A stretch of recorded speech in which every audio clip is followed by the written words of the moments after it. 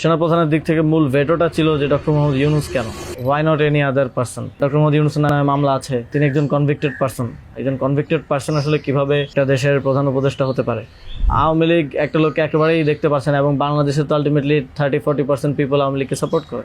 এই 30-40% পিপলের মতামতের বিরুদ্ধে গিয়ে একটা লোককে প্রধান উপদেষ্টা করা উচিত? সেনাপ্রধান লাস্ট আমাদেরকে বলেছিল যে আমি বুকে পাথর চাপা দিয়ে এই সিদ্ধান্তটা মেনে নিচ্ছি। আমাদের এই দীর্ঘমেয়াদী পরিকল্পনাটা করতে হতো যে যখন থেকে আমরা ফার্ম ছিলাম যে শেখ হাসিনাকে চলে যেতে হবে, তারপরে কি হবে? আমরা তো আর শেখ হাসিনা চলে যাওয়ার পরে দেশটাকে ছেড়ে দিতে পারি না। তো এই জায়গা থেকে আমরা দেখা যায় যে এই চিন্তাটা আস্তে আস্তে আসতে থাকে, কিন্তু ওই সময়টাতে আসলে এটা বিশ্বাস করাও কঠিন ছিল যে 5 তারিখের মধ্যেই হয়তো হয়ে যাবে। আমাদের তো এমনকি সশস্ত্র অভ্যুত্থানের প্রস্তুতিও ছিল। 5 তারিখ যদি আমরা সফল না হতাম, হয়তো আমরা অস্ত্র তুলে নেওয়ার ঘোষণা দিতাম, এবং নাইট বাই ভিডিও বার তো রেডি রেখেছিল, আমিও কি ঘোষণা দিব সেটাও রেডি ছিল। তবে এর আগে আমরা এটা অনুভব করি যে পরবর্তীতে আমরা আসলে দেশটার আসলে কি হবে শেখ হাসিনা চলে যাওয়ার পরে। সেই জায়গা থেকে মানে এটা কোনো কালেকটিভ ডিসিশন এরকম ছিল না, এমন না যে আমরা মিটিং করে ডিসিশন নিয়েছি যে ডক্টর ইউনূসকে প্রধান উপদেষ্টা বানানো হবে বা এরকম কিছু। তখন আমার মূলত যোগাযোগ হয় ইয়ার সাথে, যে যোগাযোগ হচ্ছিল আমেরিকান এম্বাসির কয়েকজনের সাথে। এর পাশাপাশি হচ্ছে সাবেক ছাত্রদলের এক বড় ভাই আছেন শামীম ভাই, উনি মিরপুরে অর্গানাইজার হিসেবে খুব ভালো ভূমিকা পালন করছিলেন। তো ওনার সাথে আমার যোগাযোগ হচ্ছিল। উনি মূলত ওনার যোগাযোগটা ছিল মূলত মুশফিকুল ফজল আনসারি ওনাদের সাথে আর কি। তো ওনার মাধ্যমে আমার ডক্টর আলী রিয়াজ, তারপর হচ্ছে বদির আলম মজুমদার স্যারদের সাথে যোগাযোগ হয়। ওনাদের সাথে আমি কথা বলি। 1 তারিখ যখন আমরা আমাদেরকে ডিবি থেকে ছেড়ে দেওয়া হয়, সেদিন প্রাথমিক কথা হয়, কিন্তু 2 তারিখ মূলত আসল কথাবার্তা শুরু হয়। ওনাদের সাথে কথা বলে এবং ওনাদেরকে তখন আমি জিজ্ঞেস করছিলাম যে ডক্টর মোহাম্মদ ইউনূস কি আসবেন কিনা যদি আমরা আহ্বান করি। তো সবার একটা কমন কথা ছিল উনি আসবেন না, কারণ ওনাকে এর আগেও তো অনেকবার চেষ্টা হয়েছে আহ্বান করার। ওই 24-এর নির্বাচনের আগেও একটা আলোচনা ছিল, এবং এর আগেও 19 সালের দিকে একটা আলোচনা ছিল। এর আগেও যখন তত্ত্বাবধায়ক সরকার ছিল তখনও ওনাকে আনার চেষ্টা করা হয়েছিল, বাট উনি সবসময় পলিটিক্যালি থেকে রিফিউজ করেছেন, দূরে থাকতে চেয়েছেন। তো আলী রিয়াজ স্যারও আমাকে বললেন, বদির আলম মজুমদার স্যারও বললেন যে উনি আসবেন না। আরও যাদের সাথে কথা হচ্ছিল উনি রাজি হবেন না, এই ধরনের একটা কথা ছিল। বাট আমি সরাসরি ওনার সাথেই কথা বলতে চাই, এবং তখন হচ্ছে ওই শামীম ভাই আমাকে ওনার বর্তমান যে এপিএস সাব্বির ভাইয়ের নাম্বার দেন। তো সাব্বির ভাইয়ের সাথে যোগাযোগ করার পর সাব্বির ভাই আমাকে বলেন যে আমি তো স্যারের সাথে নাই। তো স্যারের সাথে মঈন চৌধুরী নামের একজন তখন স্যারের প্রাইভেট সেক্রেটারি হিসেবে কাজ করছিলেন। তো সাব্বির ভাই আমাকে মঈন চৌধুরীর নাম্বার দেন। মঈন চৌধুরীর সাথে আমি যোগাযোগ করি 2 তারিখ কি 3 তারিখ হবে, এবং ওনার সাথে আমার কথা হয়। এবং উনি তখন বলছিলেন যে স্যারের একটা ছোটো সার্জারি আছে। স্যার তখন ফ্রান্সে ছিলেন। তো সার্জারি আছে, এবং পরবর্তীতে আমি ওনাকে মেসেজগুলো ক্লিয়ার করার চেষ্টা করি যে আমরা চাচ্ছি এমনটা। তো উনি স্যারের সাথে কথা বলেন। স্যার আমাদেরকে পরে একটা মেসেজ পাঠান যে তোমরা যেটা করতেছো আমি তোমাদের সাথে আছি আর কি। এটা হচ্ছে 2 তারিখের দিকে স্যার একটা মেসেজ আমাদেরকে পাঠান থ্রু মঈন চৌধুরী, কিন্তু তখনও কথা হয়নি। স্যারের সাথে আমার প্রথম কথা হয় হচ্ছে, মানে আমি বারবার ইনসিস্ট করছিলাম সরাসরি কথা বলতে, কারণ সবাই সবাই অনুৎসাহিত করতেছে যে স্যার আসবেন না, আদার অপশনস দেখার জন্য, প্রধান উপদেষ্টা হিসেবে অন্য কাউকে দেখার জন্য অনেক নামও আসতেছিল, অনেক নামও সাজেশন আসতেছিল। কিন্তু আমার চিন্তাটা ছিল যে আমাদের যে অর্থনৈতিক ভঙ্গুর পরিস্থিতি, তারপরে একটা বিশেষ পরিস্থিতিতে আমরা সরকার গঠন করলে সেটার জাতীয় আন্তর্জাতিক যেই স্বীকৃতির ব্যাপার আছে, এগুলো আসলে ডক্টর মোহাম্মদ ইউনূস ছাড়া পসিবল হবে না। তো সেই জায়গা থেকে আমি বারবার যোগাযোগ করার চেষ্টা করি। পরে মঈন চৌধুরী স্যারের সাথে আমাকে কথা বলিয়ে দেন। সম্ভবত ওনার নাম্বার থেকেই প্রথম কথা বলা হয়, এবং স্যারকে আমি অ্যাপ্রোচ করার পরে স্যার আমাকে বললেন যে আমি হচ্ছে তোমরা অন্য কাউকে ভাবো। এটা সম্ভবত 3 তারিখ। স্যার বললেন যে, এবং স্যার কয়েকজনের নামও বললেন যে তোমরা ওনাদেরকে ভাবতে পারো। এর মধ্যে 2-1 জন আমাদের উপদেষ্টা পরিষদেও আছে এখন। স্যার বলেন যে আমার লাইফটা তো ডিফারেন্ট, আমি ওইখান থেকে আসবো কিনা। এবং উনি বলেন যে তাহলে, আমি যখন বললাম যে স্যার আপনাকে ছাড়া হবে না, আপনাকে আসতেই হবে, তখন উনি বললেন যে আমি ভেবে দেখি, তোমরাও ভাবো, যদি আদার কোনো বেটার অপশন পাওয়া যায় তাহলে তোমরা ভাবো, আর আমিও ভেবে তোমাদেরকে জানাবো। তো 3 তারিখ তো অনেক কিছু আনসার্টেন ছিল, এক দফা শুধু ঘোষণা হয়েছে, কবে পতন হবে, কবে আসবে, এটা আনসার্টেন ছিল। তো আমার মনে হয় এটাও ডিসিশন নেওয়ার ক্ষেত্রে একটা বাধা ছিল সে সময়। কিন্তু আমি যথেষ্ট, আমার মনে হচ্ছিল যে উনি ডিনাই করলেও he is to some extent positive, যেটা বাকিদের থেকে আসতেছে যে একেবারেই আসবে না এরকম। আসিফ স্যারও বলতেছিল যে আসবে না স্যার, রাজি হবে না। তো আবার আমার মনে হচ্ছিল যে এই লোকগুলো তো সবাই স্যারকে পার্সোনালি চেনে, তো ওনারা বলতেছে। কিন্তু আমরা ইনসিস্ট করি, আমি ইনসিস্ট করি, এবং আমি তখন আসলে বাকিদেরকে জানিয়ে রাখছিলাম যে আমার স্যারের সাথে যোগাযোগ হচ্ছে। তখন এটা কোনো কালেকটিভ ডিসিশন ছিল না যে ওনাকে আমরা প্রধান উপদেষ্টা করব। আমি নাহিদ ভাই, মাহফুজ ভাইদেরকে জানিয়ে রাখি যে আমার ওনার সাথে যোগাযোগ হচ্ছে, দেখি এটা কোথায় যায়। আর সবার কাছেই তো তখন সময়টা আনসার্টেন ছিল যে কখন পতন হবে, কখন সরকার হবে। এটা অনেক ফার সাইটেড আসলে বিষয় ছিল ওই সময়টাতে, কারণ আমাদের মনে হচ্ছিল না যে 5ই আগস্ট পতন হবে। আমাদের মনে হচ্ছিল যে আরও হয়তো দীর্ঘ সময় আমাদের লড়াই করতে হতে পারে, ইভেন সব ধরনের সম্ভাবনাই ছিল, এটা একটা গৃহযুদ্ধের দিকে যাওয়ার পরিস্থিতিও ছিল ওই সময়টাতে। তো পরবর্তীতে যখন এরপরও স্যারের সাথে আমার কমিউনিকেশন, স্যারের টিমের সাথে কমিউনিকেশন চলছিল। 5 তারিখ মূলত স্যারের সাথে আবার কথা হয়। মঈন চৌধুরীর সাথে রেগুলারই কথা হচ্ছিল, প্রতিদিন 2-3 বার কলে কথা বলছিলাম। 5 তারিখ স্যার যখন সার্জারিতে ঢুকবেন, ঢোকার আগে হচ্ছে কথা হয়, যখন শেখ হাসিনা পালিয়ে গেল সন্ধ্যায় আমরা চ্যানেল 24-এর অফিসে। তখন আমি স্যারের সাথে কথা বলতে চাই যে এখন তো পতন হয়ে গেছে, এখন একটা ডিসিশনে আসতে হবে। তো তখন মঈন ভাই স্যারের সাথে আমাদেরকে কলে যুক্ত করেন। তো চ্যানেল 24 অফিসেই নাহিদ ভাই আর আমি আমার ফোন থেকে লাউডস্পিকারে স্যারের সাথে কথা বলি। তো স্যারকে আমরা বলি যে স্যার এখন একটা ডিসিশন আসতে হবে, আর স্যারও সার্জারিতে চলে যাচ্ছিলেন তারপরে ডিসিশন দেওয়াটা। তো স্যার এক ধরনের তখন মনোসম্মতি দিলেন যে আমি আসব। আর এর মাঝে তো 2 দিন স্যারও আলোচনা করেছেন বিভিন্ন পর্যায়ে, আমি আসবো, তবে বিস্তারিত কথা বলার আগে তোমরা কোথাও এটা অ্যানাউন্স করো না আর কি। তো এই আলোচনাটা হওয়ার পরে আমরা, অনেকগুলো বিষয় ছিল ডিসকাস করার মতো, আলোচনাটা হওয়ার পরে আমরা চ্যানেল 24-এর অফিসে প্রেস ব্রিফিংটা করি সেদিন রাতে, এবং সরকারের রূপরেখাটা কী হবে সেখানে ঘোষণা করি, একটা অন্তর্বর্তীকালীন জাতীয় সরকার ঘোষণার কথা বলি। এছাড়াও আরও রূপরেখাগুলো বলি যে রাজনৈতিক অংশগ্রহণ, তারপর সিভিল সোসাইটি, তারপরে অভ্যুত্থানের নেতৃত্বের অংশগ্রহণ, এই পলিসিগুলো আমরা সেখানে ঘোষণা করি। স্যারের নামটা ঘোষণা করা হয়নি। সেদিন রাতে স্যারের সাথে আবার চূড়ান্ত কথা হয়, রাতের আনুমানিক 12:30 থেকে 2টা-2:30 পর্যন্ত প্রায় 2 ঘন্টা স্যারের সাথে নাহিদ ভাই আর আমার কলে কথা হয়, এবং সেখানে আমরা বিস্তারিত বিভিন্ন বিষয়গুলো আলোচনা করি, এবং স্যারের কিছু কনসার্ন ছিল সেগুলো আমরা ডিসকাস করি যে এটা আবার 1-11 মতো একটা সরকার হবে কিনা, মানে আমরা ক্ষমতায় বসবো কিন্তু পেছন থেকে আর্মি আমাদেরকে চালাবে কিনা, অথবা অন্য কেউ আমাদেরকে ডিক্টেট করবে কিনা। স্যারের কনসার্ন ছিল এটা। স্যারের কনসার্ন ছিল যে আমি আসলে আমাকেই স্বাধীনতাটা দিতে হবে, আমি আসলে এটা আর্মি রান করবে কিংবা পেছন থেকে কেউ রান করবে, এটা হলে আমি আসবো না। তো আমরা স্যারকে বলেছি যে আমাদের পজিশনে এটাই, যে গভর্নমেন্ট যদি আমরা ফর্ম করি, গভর্নমেন্ট স্বাধীনভাবে কাজ করতে হবে, এবং এখানে সেনাবাহিনী কিংবা অন্য কোনো অথরিটি যদি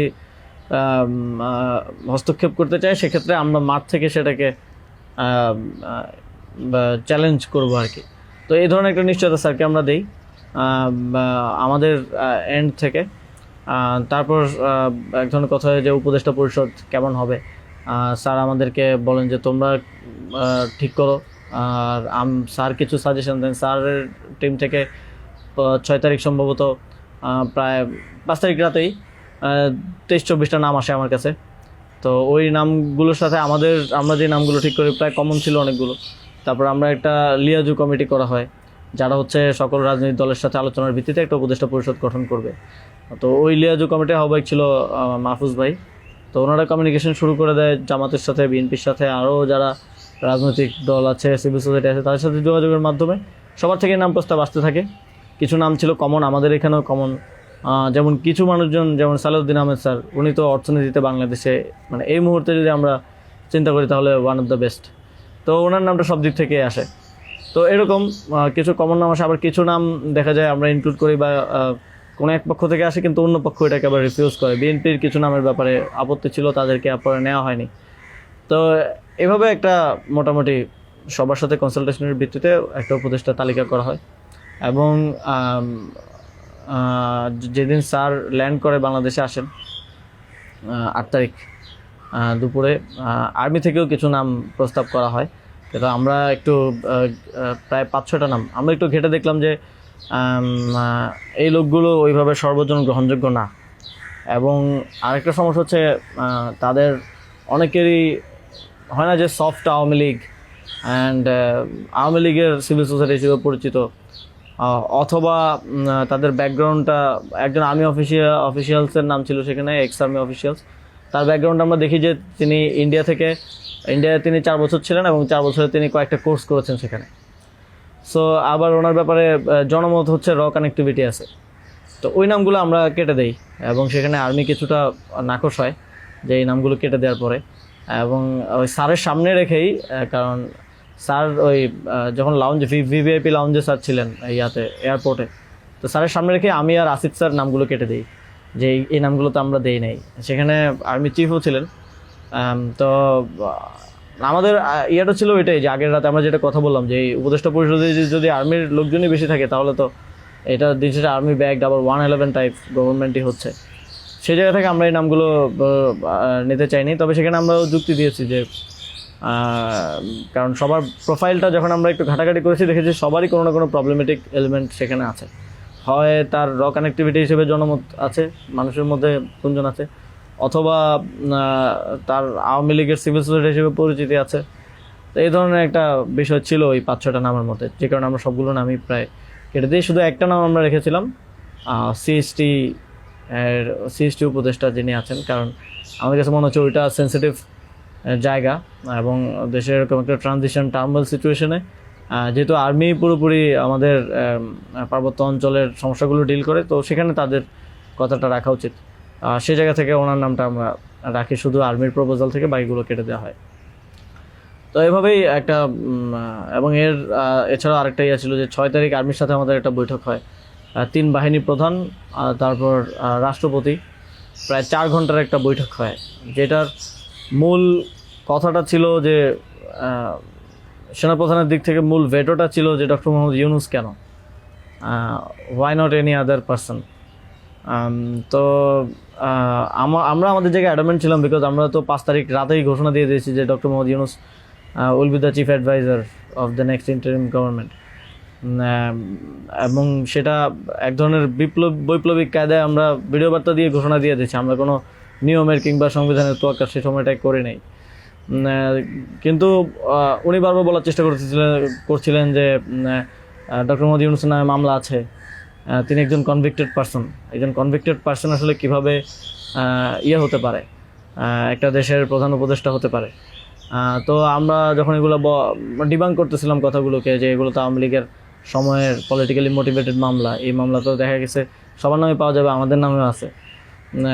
তো এটা বলার পর আবার ওনারা আরেকটা কথা বললেন যে সোসাইটির একটা বড় অংশ তো আসলে ওনাকে হেট করে, এবং বড় অংশ বলতে উনি তখন সরাসরি বলেছেন যে আওয়ামী লীগের অন্তর্বর্তীকালীন সরকারটা তো সবার কাছে গ্রহণযোগ্য হতে হবে। এখন আওয়ামী লীগ তো ডক্টর মোহাম্মদ ইউনূসকে 2 চোখে দেখতে পারে না, একদম অপছন্দ করে। তো এখন এই আওয়ামী লীগ একটা লোককে একেবারেই দেখতে পারছে না, এবং বাংলাদেশে তো আলটিমেটলি 30-40% পিপল আওয়ামী লীগকে সাপোর্ট করে। এই 30-40% পিপলের মতামতের বিরুদ্ধে গিয়ে একটা লোককে প্রধান উপদেষ্টা করা উচিত। তো আমরা তখন বললাম আওয়ামী লীগ এমন কিছু না যেটা নিয়ে এখন আমাদের কনসার্ন হওয়া উচিত। আওয়ামী লীগকে আমরা পরাজিত করেই এই প্ল্যাটফর্মে আসছি, এখানে আমরা বসছি। আওয়ামী লীগ কি চাইলেও না চলে এটা এখন আর ম্যাটার করে না কোনোভাবেই। কিন্তু উনি বারবার এই কথাটা ঘুরে ফিরে বলতেছিলেন যে এই সরকার তো একটা নির্বাচন আয়োজন করবে, এই জন্য বিএনপি আওয়ামী লীগ সবার কাছে এই সরকারের গ্রহণযোগ্যতা থাকা প্রয়োজন। আওয়ামী লীগ তো প্রধান ডক্টর মোহাম্মদ ইউনূসকে একেবারেই দেখতে পারে না, ওনাকে আওয়ামী লীগ মেনে নেবে না উনি আসলে। কিন্তু আমাদের কথা ছিল যে আওয়ামী লীগ তো এখন আর এই মুহূর্তে ডিসিশন মেকিংয়ে আওয়ামী লীগ ম্যাটার করে না। একটা গণহত্যা ঘটনার পরে সে কি ভাবলো বা তার কি পজিশন, দ্যাট ডাজন্ট ম্যাটার।